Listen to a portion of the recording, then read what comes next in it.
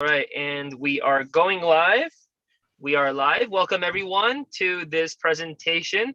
We are here in Florida, Clearwater, Florida. This is a presentation on March 27th, 2022. We are here with Mr. Peter Terry, and we're going to discuss the Bayan, a holy book that is revered both by Baha'is and by their co-religionist, the Bábís. The Bábí faith is something that Peter Terry will speak about, but let me get to his introduction first. Peter Terry, today's presenter, has been studying the writings of the Báb and Baha'u'llah for 50 years, drawing upon his childhood immersion in French while living in Paris and in the countryside of the West, to the west of the City of Light. He became interested in the historical works and translations of A.L.M. Nicolas. Nicolas was the son of a French diplomat who lived in Iran for most of his adult life. His son continued in the same profession as his father, and when he encountered the Bábí movement, he dedicated years to its study and to acquainting fellow Francophones with this new religion. His translations of the writings of the Báb are largely unknown in our time, but they were cited by Shoghi Effendi in his footnotes to the Dawnbreakers. They are the only complete translations of three of the most important books revealed by the Báb: the Arabic Bayan and the Seven Proofs, and the Persian Bayán. Recently, an anonymous translation of the Persian Bayán from the French of Nicolas was posted to Baha'i Library. Having studied this book for decades, Peter was delighted when he was invited by the organizers of the Clearwater Zoom series to accompany readers of the Persian Bayán, which will also begin next month. Peter is a published author on the faith, an author, educator, musician, and manager. With that being said, welcome, Peter. We're happy to see you today and have you with us, and we look forward, of course, to the series that we'll be hosting next month. And that being said, please, we look forward to hearing your presentation. Thank you for joining us. So, good morning, good afternoon, good whatever time it is for you when you're coming in from far away to this Zoom presentation. I'm going to base my remarks today on a document that I carefully researched and wrote quite a long time ago. In 1977, then I revised it in 2015. And as I go along, I'm going to add things that I've learned and that I think are important for people to understand to add to this paper that I wrote. So my study of the Persian Bayán actually began in earnest in the summer of 1976. It was the year that I was completing my undergraduate studies at the University of Massachusetts in Amherst. And I knew that I was going on in the following semester, in the fall of 1977, I was going to go to the University of Chicago and study Islamic studies, majoring in Arabic and Persian.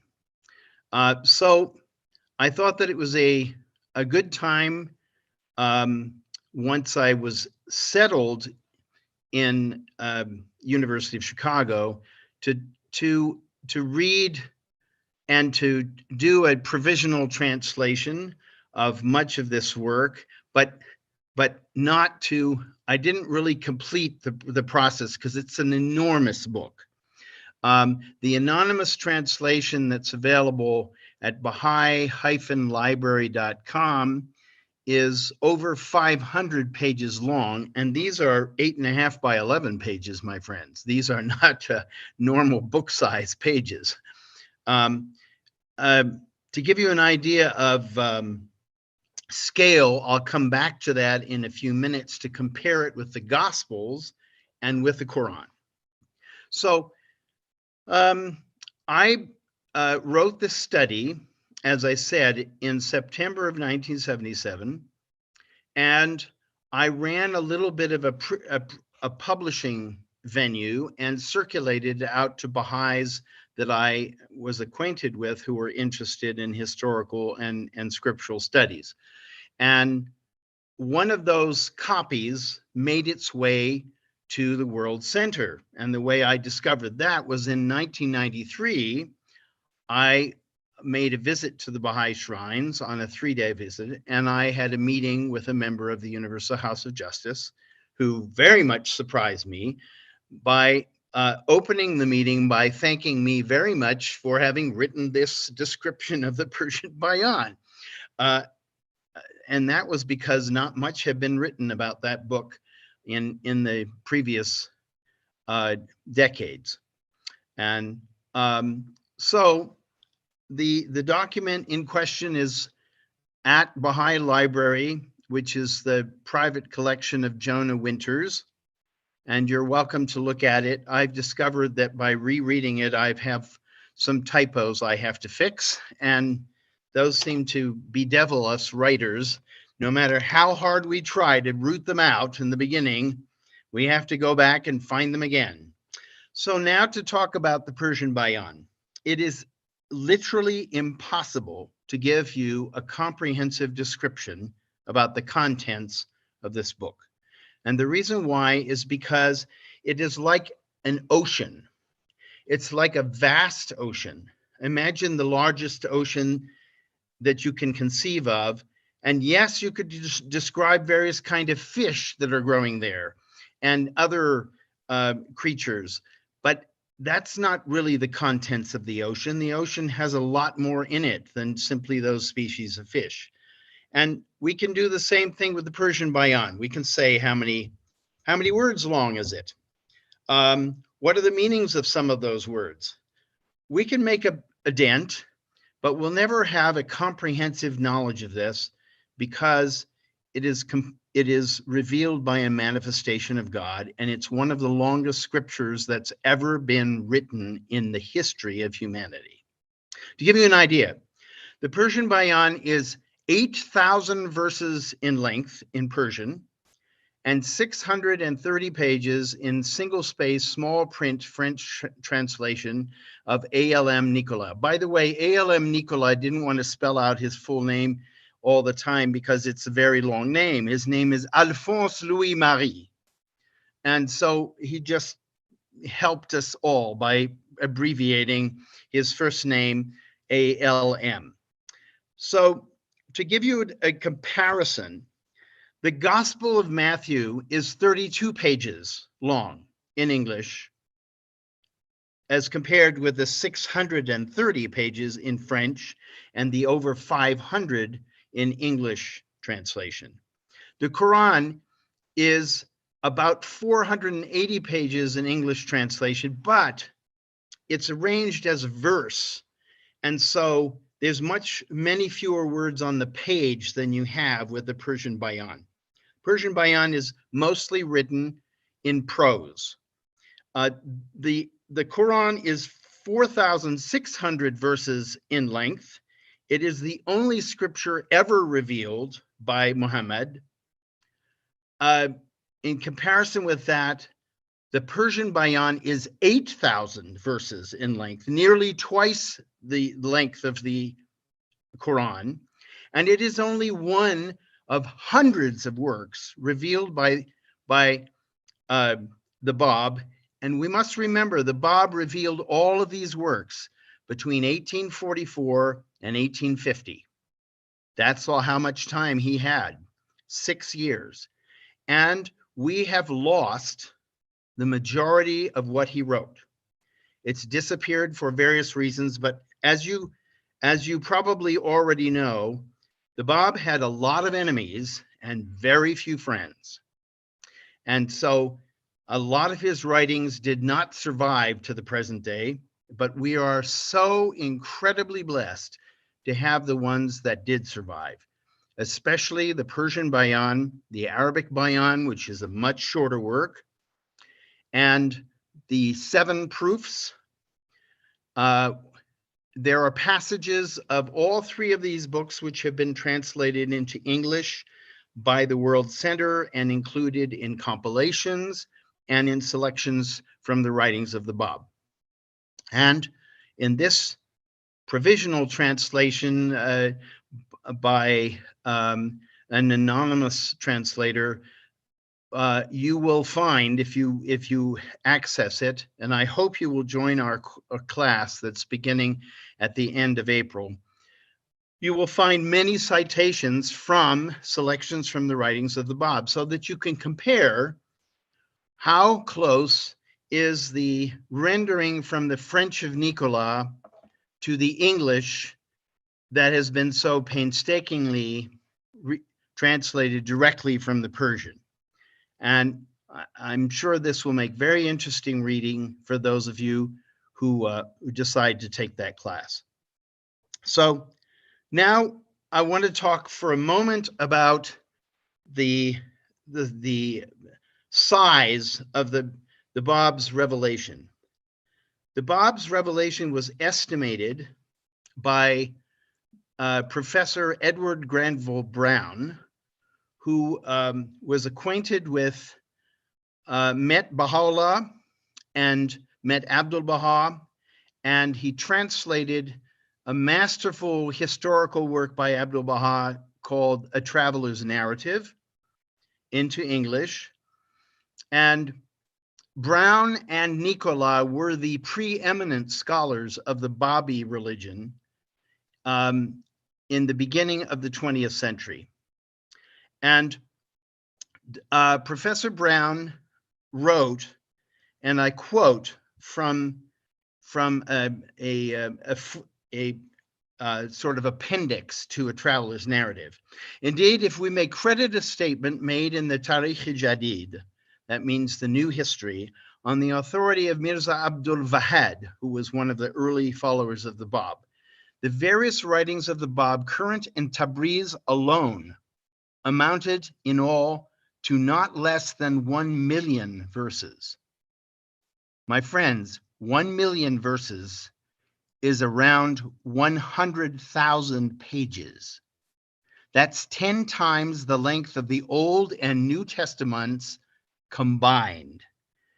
So this revelation of the Báb was something simply overwhelming for the people of that time, but it was designed to be that way. As The Guardian explains, the Bábí faith was meant to be revolutionary. It was meant to bowl people over with such an intensity of revelation so that they would be prepared for him whom God shall make manifest. And that is the name that the Báb gave to Baha'u'llah. He had to be very careful not to reveal who Baha'u'llah was until Baha'u'llah was ready to reveal himself. And this has a lot to do with the sequence of how revelations come into existence and become known to the world is a finely crafted work of art, and the artist is God. So we must understand that for a long time, nobody knew who him whom God shall make manifest was. It was only after several years of gradually revealing his station that Baha'u'llah came right out and said, I am the one you seek. I am him whom God shall make manifest. So I want to say a few words here about what the meaning of Bayan is. Bayan is a word in Arabic that's found quite often in the Qur'an. It means exposition. And the Báb says there's the Arabic Bayan there's Persian Bayán, and then there's Bayan. And the Bayan and its totality are all the writings of the Báb in their totality. So what distinguishes the Persian Bayán is that its vast text includes such a variety of things. There's a great deal about really seminal, essential teachings of the Báb, which are teachings which are then taken up by Baha'u'llah, reaffirmed by Baha'u'llah. There are also laws. Many of the laws you may know in the Baha'i faith actually derive from the Persian Bayán. All laws in the Persian Bayán were given to him whom God shall make manifest, for him to choose which ones he believed were most appropriate for the promised day. And Baha'u'llah did just that.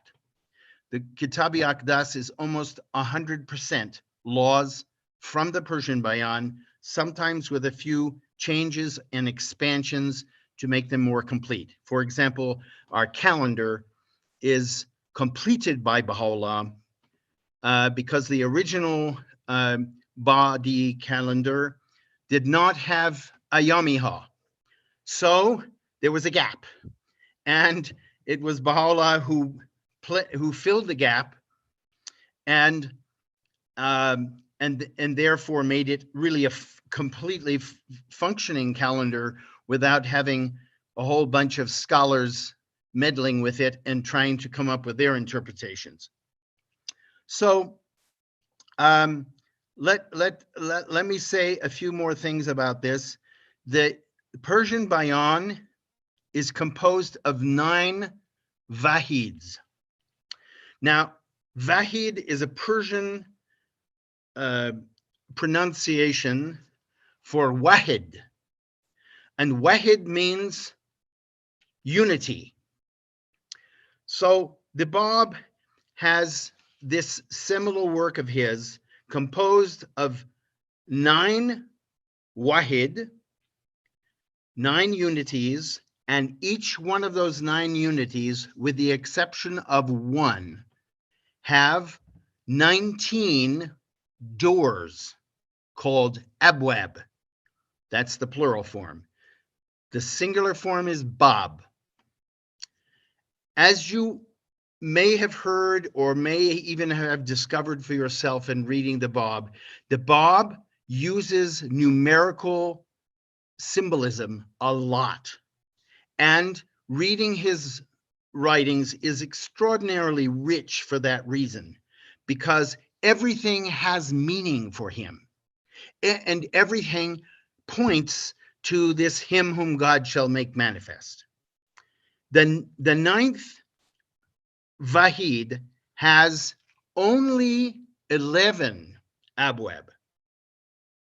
And there's a statement by Abdul Baha, and I believe this is also taken from Baha'u'llah, although I have never seen either of these statements in the original form, that the Báb intended for Baha'u'llah to complete the Persian Bayán, and that Kitab-i-Aqdas was the completion of the Persian Bayán.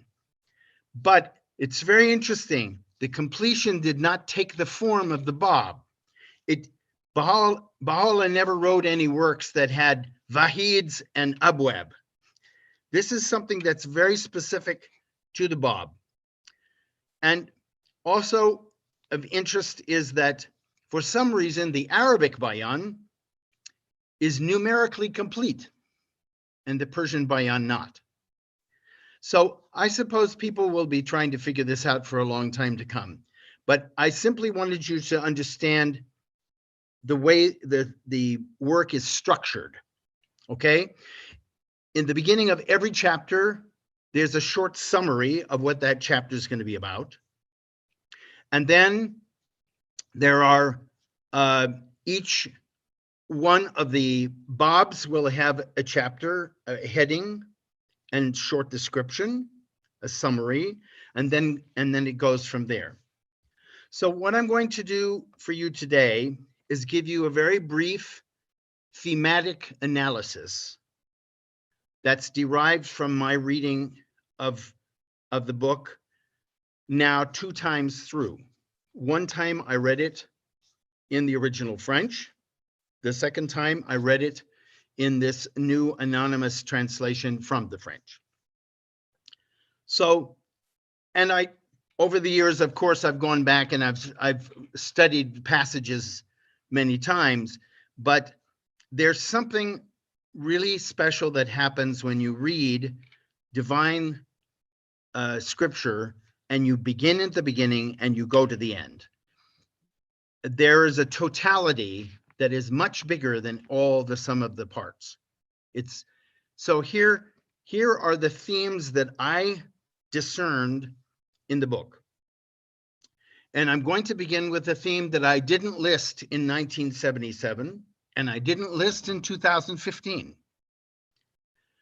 This whole book is dedicated to and intended to direct the reader to one thing, my friends, and that is him whom God shall make manifest.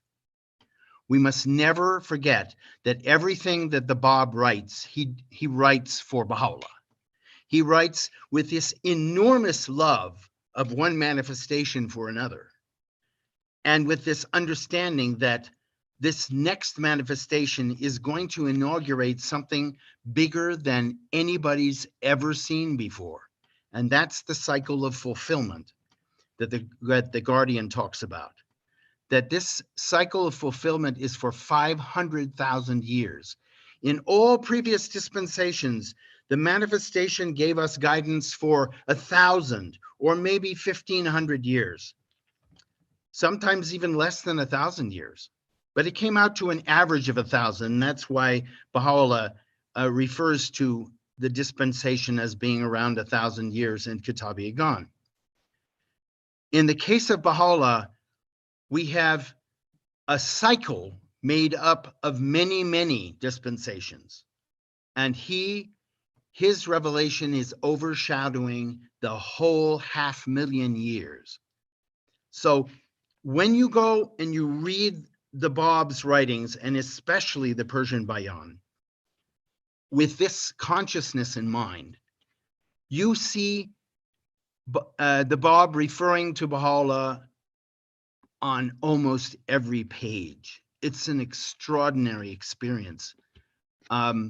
So, themes: the nature of God, the nature of the manifestations, the revelations, and the dispensations of God.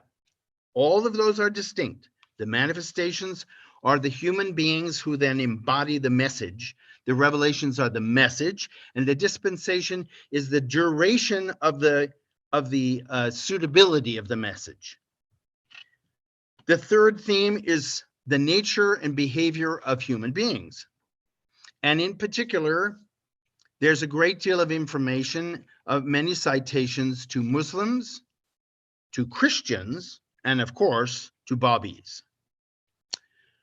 The next theme is the requirements of true belief.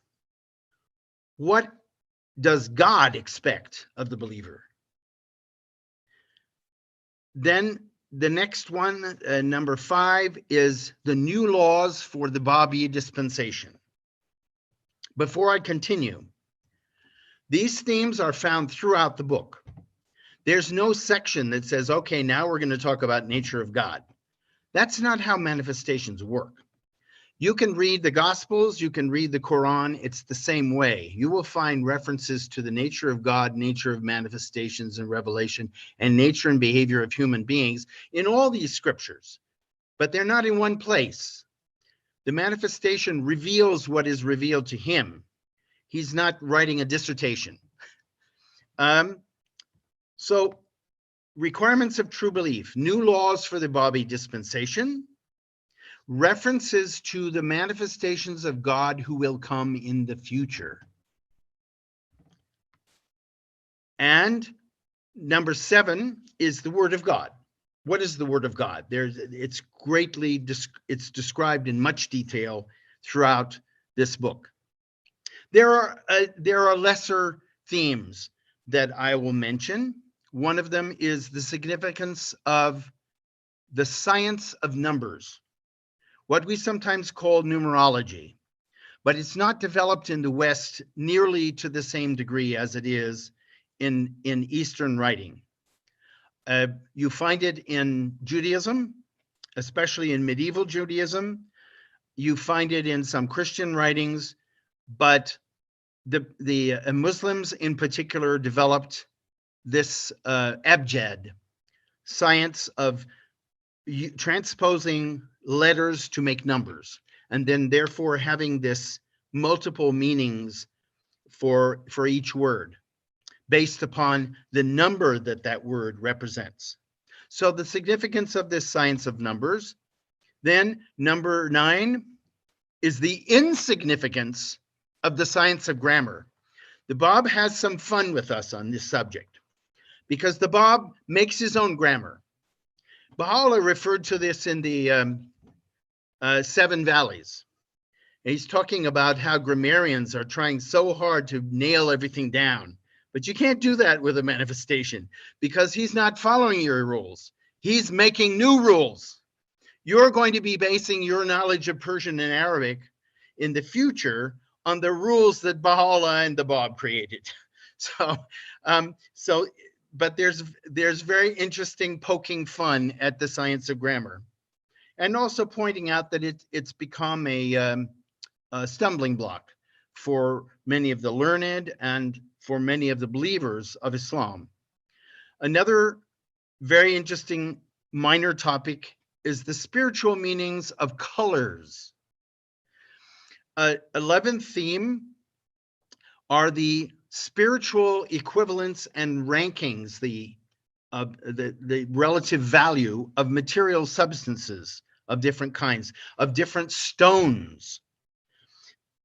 For those of you who are fond of the Apocalypse of St. John the Divine, the last book in the Christian Bible, you will remember not only there are certain 12 gems, and there are also colors associated with those 12 gems. And this is one of the themes that the Báb talks about. And he also talks about health. He talks about which substances human beings are not meant to have any connection with, and others that are good for our health. Then finally, and also what I would call a minor theme, but it wasn't minor for the Muslims of the time, and that is that there are explanations for terms that are found in the Qur'an, terms that have been misinterpreted, principally misinterpreted now for 1500 years. Terms including paradise, hell, death, tomb, resurrection, return, balance, last judgment, count, door, point, reunion. These are among the symbolic terms that we find used throughout the Quran, and the Báb explains them. I want to point out to you that while there are passages of the Báb's writings that are difficult to decipher, and which we all hope that particularly talented translators in the future will be able to shed light on those passages. For the most part, what the Báb writes is entirely intelligible. He's writing for us. This is, if you try to get your head into Islamic theology or Islamic philosophy, it's going to be hard work. Not just in Arabic, even in an English translation, it's going to be a lot of work to decipher what are these people saying. With the Báb, it's not. He speaks really directly, and he does he gives a terrific gift to all of us, and that is he comes back to the same theme over and over. If it's important, he comes back many times, but every time he phrases it a little bit differently. And for those of you who have ever tried to understand a difficult concept, when somebody explains it in a few different ways and spaces it out over time, you get it. You get it. So I'm going to give you now a brief review or introduction rather to the principal themes. And after I've done that, I'm going to conclude this talk with a reading of the exordium. That is the very opening for the Persian Bayán. And then I will be very glad to consider any questions or comments that you have. And I hope that as you're thinking of them, that you will send them to John. Send them in the text, the Zoom chat, and he will be able thereby to keep track of them and then call on you to speak, or he'll give me the question and I'll speak to it directly. Now, so the first theme, the nature of God. For the Báb, there is one God, and everything besides him is his creature. He is infinitely exalted above his creatures. He does not beget. He does not have children.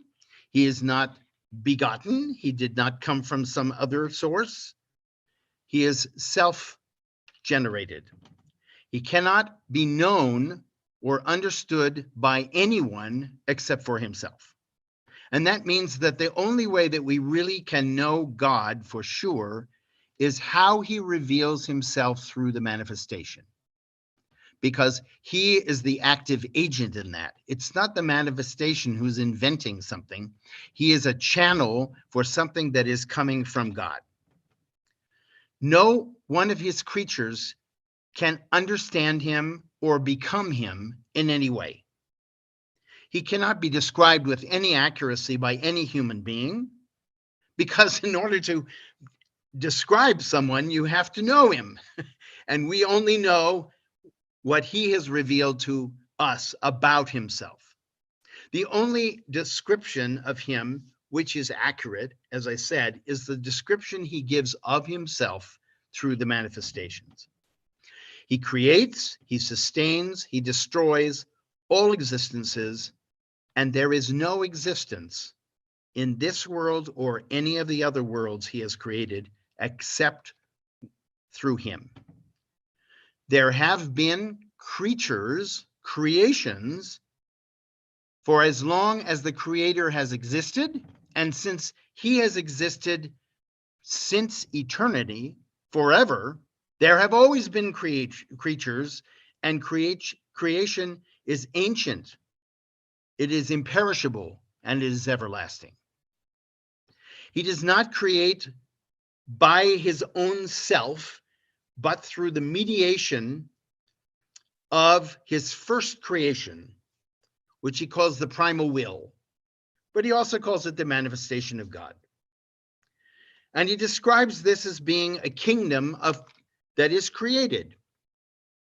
And through this means, all other creation comes into existence. Of course, if you know the Bible well, you will remember the first chapter of the Gospel of John, where the Word is described in very similar language. So the primal will is now going to be described in the next subject, which is the nature of the manifestations, the revelations, and the dispensations. So I want to point out very clearly that the theological teachings, what you might call the metaphysics of the Báb, are very clear.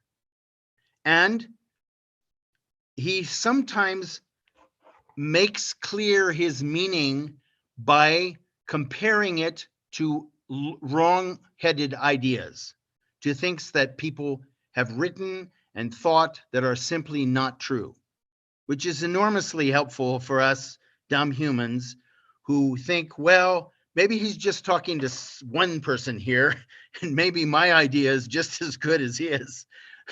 but he really, he does a magnificent job of actually creating new meanings and then destroying the old ones, that some of which we might have been very fond of. But you come over time of studying the Báb's writings to appreciate the radically active voice in his writings, and the fact that he speaks so directly and so affirmatively about what is real. So the next theme I want to talk about is the nature of the manifestations, the revelations, and the dispensations of God. There is one God, as we said. There is one religion of God for the guidance of humanity, which has existed from eternity and will exist forever. And there's one intermediary, and that intermediary is the primal will, also called the manifestation of God. In some answered questions, Abdu'l-Baha calls it by other names: the Holy Spirit, the Word.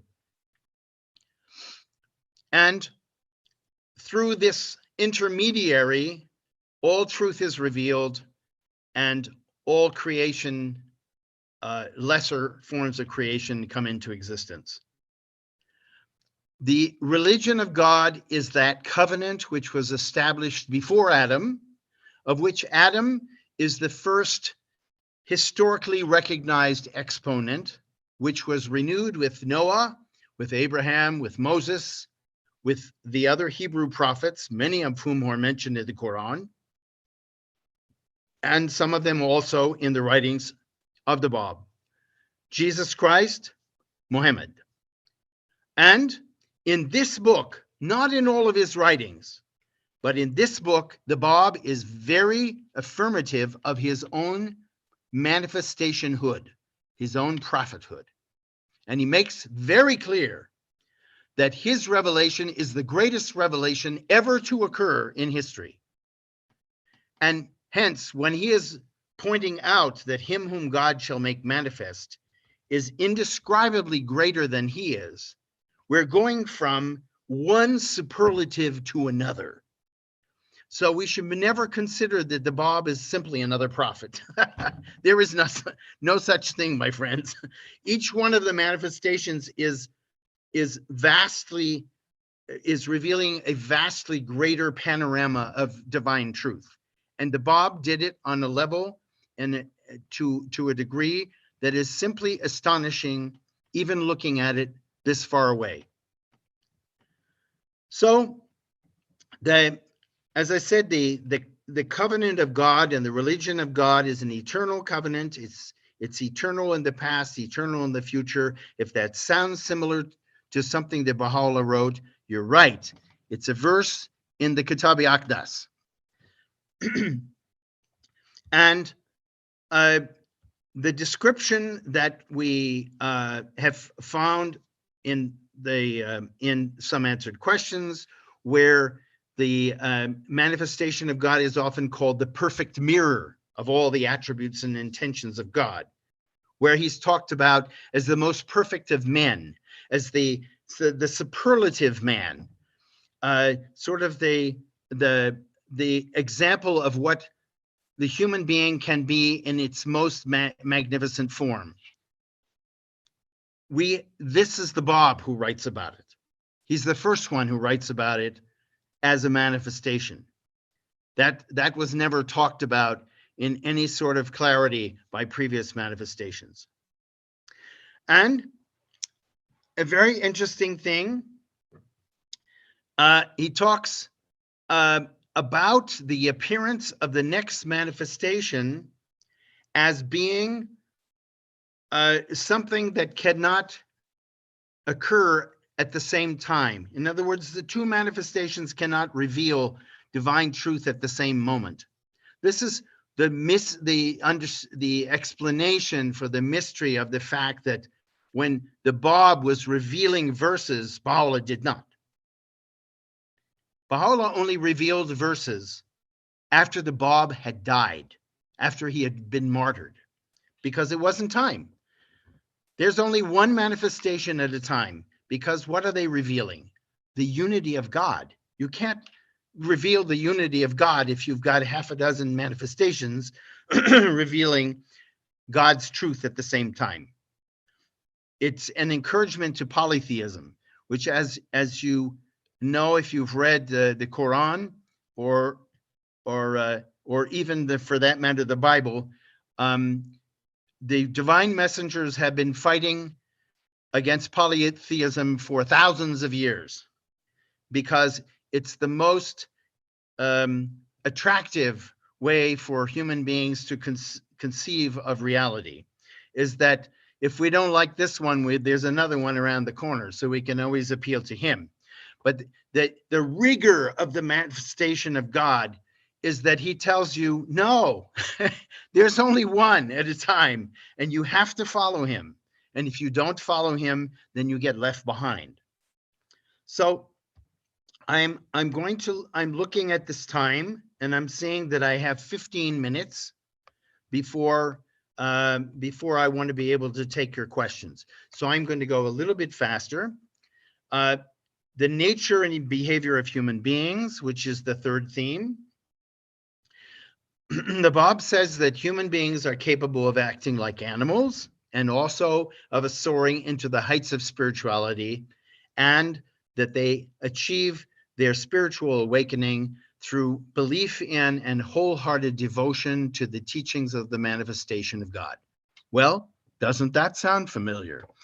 In the dispensation of Christ, which began with the beginning of his declaration of his mission while being baptized by John the Baptist, and ended with the declaration of Muhammad some 600 years later, only those who became believers in him and followers of his teachings were blessed with the paradise of God's presence. The others were committed to the fire of unbelief. This is how the Báb describes this symbolic language that has existed in scripture for millennia. He explains that while these things were mysteries for a long time, it was because we weren't capable really of understanding that level of spirituality, but we're ready now. And so now all of them can be described. The dispensation of Muhammad begins at the time of his declaration and ends with the declaration of the Báb. This is a seamless pattern. And human beings have the choice with the appearance of each manifestation to come on board or not to come on board. You'll remember the tablet of Ahmad. Baha'u'llah talks about that. We're completely free to make that choice for ourselves. And then he describes what does it mean to be saved, to be called, to be a believer, and what are unbelievers. He explains what that means.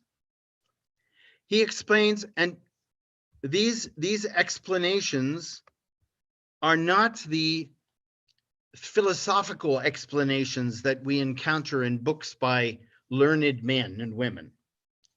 They're direct revelations from the greatest messenger of God that was ever to appear before Baha'u'llah.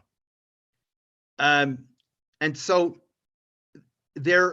I have to say that my personal experience and this really speaks to it, both objectively and subjectively, I knew that I was hearing the truth, not somebody's idea of the truth, but the truth.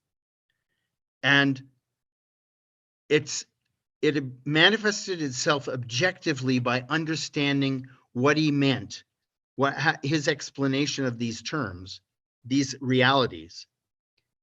But it's also subjective because your heart is moved by finally getting answers that you can have complete confidence in, that you never have to second guess. You never have to say, well, we don't really know what we believe in. Of course we do. We just have to inform ourselves with these writings, and we will be astonished at how many answers they contain. So in a summation, He describes the human being as having these two choices. We can choose to cater to our lower nature and miss out on the spiritual awakening that is meant to come to every single human being in this life. And the other choice we have is to come to the awakening. And the awakening, then, of course, the huge responsibility that you have when you awaken is then you have to help others to wake up. So the next theme is the requirements of true belief. And the requirements of true belief are not as simple as they were in the past. For example, in Islam, you have to just declare a certain creed called the Shahada. La ilaha illa Allah wa Muhammadur Rasul Allah. That's all you have to do. And now I'm a Muslim, and then you have to go and do daily prayer, and you have to do various laws, but you've already done it. You see, you've already accomplished this transformation of yourself into a Muslim by having declared those words. In the dispensation of the Báb, it's something else, because this recognition of the manifestation of God, he explains to us, is an ongoing process. We can, with every day, get closer to recognizing who he is, or we can find ourselves getting distanced and not as close. It's never ending. But the degree to which we manage to do a good job of recognizing the manifestation and of following his teachings is the degree to which we will probably begin the next phase of our existence in the next world. And that is really the most important thing, is that we're preparing for eternity. This life is very short, but what comes after it is the beginning of forever. So the requirements of true belief can be summarized as follows. If you're a Bábí and you don't recognize and follow him whom God shall make manifest, I don't want to hear from you. Your belief in me is not sincere, because the sincerity, the truth of every claim to a recognition of God and his manifestation is the recognition of the next manifestation. Progressive revelation is explained very clearly by the Báb. And I won't go into it any further because I have 9 minutes left. The new laws of the Bábí Dispensation. The Báb has an extraordinary compendium of laws. And by the way, he changed his laws a number of times, although that's a blasphemous thing to say. I would say God changed the laws several times. In one of his earlier works, he had laws that were more similar to Islam, more of a carryover. The Persian Bayán is mind-blowing, guys. He covers so many things in his description of laws because he wants to create a world in which everything we do is sacred. Everything we do reminds us of who we are truly and of our dedication to the manifestation of God. And the fact that Baha'u'llah has taken over so many of these laws from the Persian Bayán guarantees that they're going to be part of the guidance of our daily lives for a very long time to come. And there are also other laws. There are laws in the Persian Bayán that Baha'u'llah didn't reaffirm. And some of them are very astonishing to somebody from a Western background. But I want to quote a little word from Nicolas, because Nicolas was a Bábí. Nicolas came to love the Báb so much that he made this statement. somebody asked him one day, are the Báb's teachings really suited to the day and age in which we live? And Nicolas replied, the day in which we live is to be judged according to our adherence to the laws of the Báb, not the reverse. You don't judge the manifestation by your standards. His standards are how you understand what you do and what your fellow human beings do. So these new laws, there's somebody's created a list someplace, but don't do it, because the list will simply give you a little teaser. The best way to become aware of these laws is to read the book. When you read the Persian Bayán beginning to end, you'll see they pop up all over the place.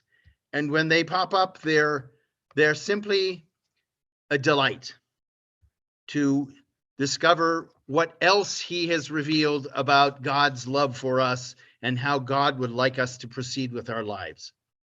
So I'm going to, I'm not going to continue because with talking more, because I've managed to talk for 55 minutes nonstop. So I'm going to welcome your questions, and if you are interested in reading more of this paper that I created to introduce the contents of the Persian Bayán, then I would recommend that you go to Baha'i Library and look for a document.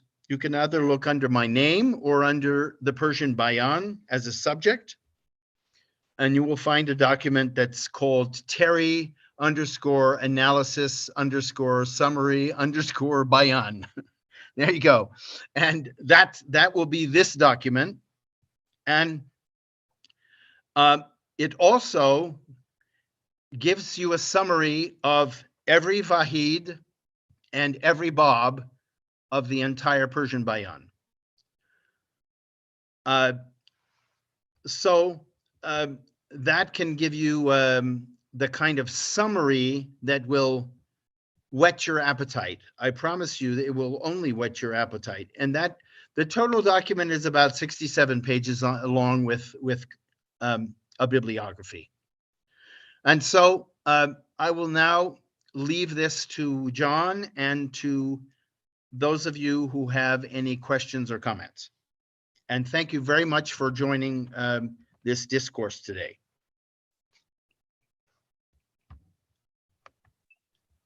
Thank you so much for this presentation. I've been able to glean so much from this, as I feel, very succinctly mentioned vast subjects in really a short amount of time compared to what you're talking about, what you're referring to, and the content of it. So am I correct to understand that next month in this series that you're going to have, that you're going to deal with these different subjects you brought, however succinct as they were, in more depth? Okay. So what's going to happen next month is we're going to do something that hasn't ever been done by anybody in the Western world. And I'm talking about people who speak English. And that is, we're going to have a group of people who are going to read the Persian Bayán from beginning to end. And the reason why we're going to do that is because Baha'u'llah made such eloquent, wrote such eloquent verses to tell us that every single one of us can understand the Word of God. The Word of God is not revealed for erudite people with PhDs. It's for every single one of us. In the Kitab-i-Iqan, he says what we need to understand the Word of God is purity of heart and sanctity, chastity of spirit. And that means we need to be empty ourselves of our preconceived ideas and listen to what's there. So that's what we're going to do. We're going to read this book and we're going to talk about it. And then instead of it being a mystery, it will reveal itself to the reader. So my little paper of 67 pages, you're welcome to read it. It will give you sort of a snapshot of what you're going to encounter in the book, but it's only a snapshot. And this is a, you know, major feature film. Okay. I appreciate the imagery you provide in this. That the metaphor works very well, I think. That being said, the sessions will be happening. We'll be talking about the details as they are getting closer. Just check out www.clearwaterbahais.org. We'll have a little page for this material, and we'll be posting the dates and times. That being said, you also will be seeing links to the book that we're talking about, the Bayan. You'll see the guided materials and so forth, and you can glean from that. With this all being said, there's a question about the Bayan that you've presented in your description. So you're saying that the Kitab-i-Iran, as understood by Baha'is, written by Baha'u'llah, in English called the Book of Certitude. That book is the book that finishes the Persian Bayán? Well, first of all, you know, the Kitab-i-Iran is written in Persian. And yes, the Báb left the Persian Bayán uncompleted, not finished, and he did it intentionally because it was to be finished by. Wait, which one isn't finished? Manifest. So What? Can you repeat that again? So which one is not finished? The Persian Bayán is not finished, and you know, in the writings of the Báb, as I said, the numerology, the numbers are very, very important. And the Persian Bayán, everybody was expecting that it would be 19 vahids with 19 abwáb in each one. No, it's 9 vahids, and 8 of them have 19 bábs or abwáb, and 1 has 11. So, as you can imagine, this is kind of startling for the Bábís, because if you go and you read, for example, the Kitab Asma, which was his last major work, a work that's like 3 times the length of the Persian Bayán, by the way. It has 19 vahids and it has 19 abwáb in every vahid. So the completed structure is found there in some of his works, but not in this one, which he indicated was the repository of his laws and teachings. It's the most important, in many respects, the most important work revealed by the Báb. So, as I said, what I've been told from sources that I have trust in, it's just they never cited me any Persian or Arabic originals, is that Baha'u'llah completed the Persian Bayán by writing the Kitab-i-Iran. So that can be somebody's homework. Okay, try to find out where that statement is found, so you can share it with all of us. So I actually went on Google, and I while you were doing the presentation, because I found it very interesting, and it's mentioned in God Passes By Shoghi Effendi, and this is listed as page 139. But again, there's a lot of versions of editions. Thank you. There's a lot of editions of God Passes By that the page numbering may be slightly different, but it's stated as this. Foremost among the priceless treasures cast forth from the billowing ocean of Baha'u'llah's revelation ranks the Kitab-i-Iran, the Book of Certitude. revealed within the space of 2 days and 2 nights in the closing years of that period. In this case, this is 1278 AH, the Hijra, and then Hijri, sorry, and 1862 AD. It was written in fulfillment of the prophecy of the Báb, who had specifically stated that the promised one would complete the text of the unfinished Persian Bayán. This is from Shuli Effendi in God Passes By, page 138. And as the Guardian said many times to people, he never makes a statement that is not supported by the writings. So we know it's someplace there in the writings. Maybe Abdu'l-Baha wrote something in it, but he says that Baha'u'llah referred to the promised one fulfilling it. So it must be in the writings of the Báb. I've just never run across it. So are any of the listeners and viewers interested in asking any questions? So we've had a question that I didn't understand, which I'm not going to ask just yet until I get a clarification. There was a second question, and I hope, Dana, I'm asking your question right as to what you meant. She was asking if there's a Persian Bayán as well. I believe that Peter answered that there is both a Persian Bayán and an Arabic Bayán. There are two, one in Arabic, one in Persian. And the subject of what we're talking about has been largely the Persian as to the study that we're going to commence with. Are we also going to study the Arabic Bayán or just a Persian Bayán?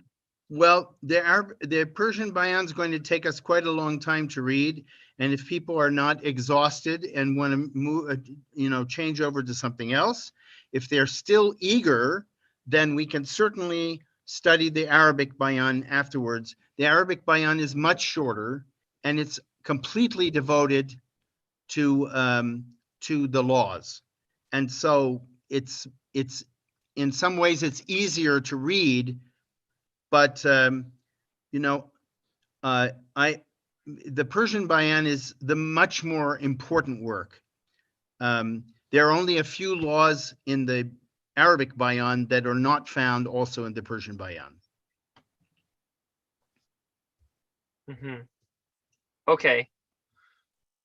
Thank you. So there's one other question, and it's specific to the subject of the basis. Since you said the Arabic Bayán is the main book of laws of the Bábí revelation, the Persian Bayán, as is the Kitab-i-Iran for Baha'is, the main theological work of the Baha'i dispensation. The Book of Certitude, the Kitab-i-Iran, is the main theological work for Baha'is. Is that the same for the Bábís? The Persian Bayán isn't the main theological work? No, the structure is not, the Báb doesn't structure it that way.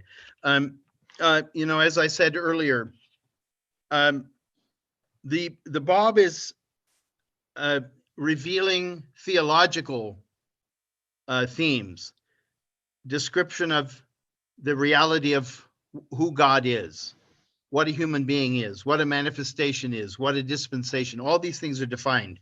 So it's theologically very rich, and he doesn't spend a great deal of time showing links between Islam and his revelation. That he did in the Qayyum al-Asma. That he did in previous books that were revealed, because at that point it was more important to get Muslims on board with recognizing a new revelation. But the Persian Bayán was really intended to provide a manual for the Bábís about how they should believe and how they were to act. So it is by far the largest compendium of the laws of the Báb. The Arabic Bayán has many of the same laws. Sometimes it has laws that are not found in the Persian Bayán, but the two were really meant to be companion volumes. That's why they were revealed in both Arabic and Persian. most people who are reading the laws and the revelation of the Báb up until this point they had to read in Arabic. And as you can imagine, the average person in Iran, and the Báb was really revealing his writings principally to the Iranians to give them the opportunity to recognize him first. So in many of those writings, Qayyum al-Asma and many of the other tablets were written in Arabic. But Arabic could only be read by the priestly class. So the Persian Bayán is much more accessible to the average Persian person because it's written in their language. Now, of course, much of the terminology is Arabic in origin, but it's been used, the Arabic words found in the Persian Bayán have been used for hundreds of years already in Iran because they're related to Islam. And Islam is originally in Arabic. So they would be commonly understood. And like I said, there are terms that the Báb explains. He gives the meaning of these terms in the Quran. He's going to cite the term in Arabic from the Quran, and then he's going to explain it in Persian. Now, but I say that there are companion volumes because in a sense, the Arabic Bayán might be looked at as similar to the questions and answers that accompanied the Kitab-i Aqdas. As you know, when the World Center deemed it timely to publish the Kitab-i Aqdas, they did not publish only Kitab-i Aqdas. They published the questions and answers that were they were questions that were asked by Zainul Muqabbarin, who was a very famous Baha'i of that time and a very extremely gifted and accurate transcriber of the writings of Baha'u'llah. To this day, the manuscripts that we have most confidence in are the ones that he transcribed. And so he was trained as a mujtahid, which means as a very high level lawyer or jurisprudent in the Islamic tradition. And he asked questions. He asked hundreds of questions of Baha'u'llah, and Baha'u'llah answered them all. And so we have the questions and the answers as an appendix to the Kitab-i Aqdas. And in some ways, we might regard the Arabic Bayán in that light, as of being a companion volume that kind of fills in some of the blanks. But by far the most important work, both for the Bábís of the time and also for centuries and millennia of Baha'is, will be the Persian Bayán, because of how encyclopedic it is, how it treats every theme imaginable. Thank you so much, Peter, for sharing all of this. I mean, it's vast. It's definitely vast, but it's, with your explanation, I have to very, very honestly say it's very easy to understand. There's just so much, like you had rightfully said, and it's I'm very appreciative on behalf of everyone here for the time, the painstaking amount of work you went through to make such a coherent presentation as you have. And I think it's very much worth acknowledging this beautiful presentation of yours. So I appreciate it. More importantly, to everyone here, this is an introduction. This is a very succinct introduction, yet very much, like I said, succinct, very to the point and very clear.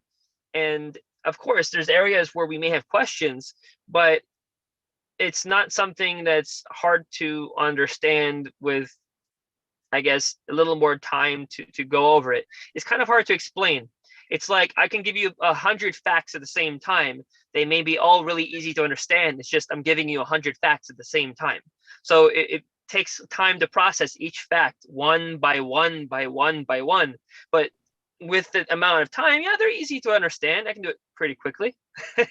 I'm joking in one sense, but I'm also serious in another, because it's amazing the vastness of this, as you had very, very aptly described, this ocean of the words. So with that being said, I think it's a good time for us to close out for today, as we've really, I think, described what we are to expect going through this course, as it's going to start next month. Now, are there any closing remarks you recommend that we make sure leaving this presentation we leave with? Yes. What I want to say to everybody who's listening, and everyone who will listen in the future, if this is put up online, is that we are beginners. We're setting our feet on a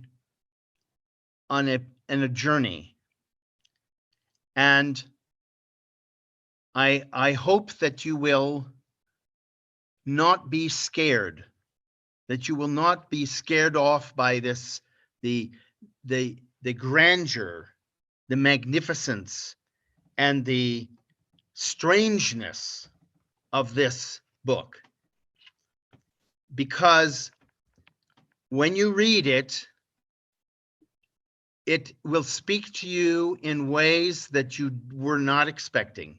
It will haunt your dreams. You will wake up in the middle of the night and say, oh, that's what that means. And it will incredibly enrich your reading of Baha'u'llah, because there are layers of truth revealed by the Báb that are like they're like an entranceway to Baha'u'llah's writings. And the entranceway is extraordinarily grand because of his great love for Baha'u'llah, and because of his great love for us. Because as he saw it, he had to give this message to everybody in humanity, that you have an opportunity that nobody ever has had before in human history. Don't lose it. Don't miss it. And don't be scared of it, because all it can do is expand your consciousness. And, you know, I want to leave you with one quote from Baha'u'llah, which I thought of frequently when I was reading the Persian Bayán. And that he says, let your vision be world embracing rather than confined to yourself. That's what happens when you read the writings of the Báb. Your vision becomes world embracing. And that makes all the difference in the world to everything else you're doing. So, my friends, thank you for joining us today. And if you'd like to join us for the study of the book, that will begin in about a month. I think it's maybe exactly a month. Tell us, John, what day is it?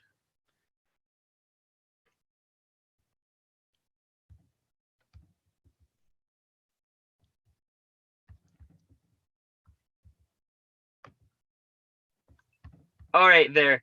I wasn't able to unmute myself. Sorry. I'm here now. So the presentation we're planning, it'll be the last Sunday of April that it will start. So that'll be, Wednesday, the last Wednesday of April. I'm sorry, guys. Wednesday, April 27. It'll be Okay. Wednesday, April 27. We're planning on doing this in the evenings in Right. Florida time.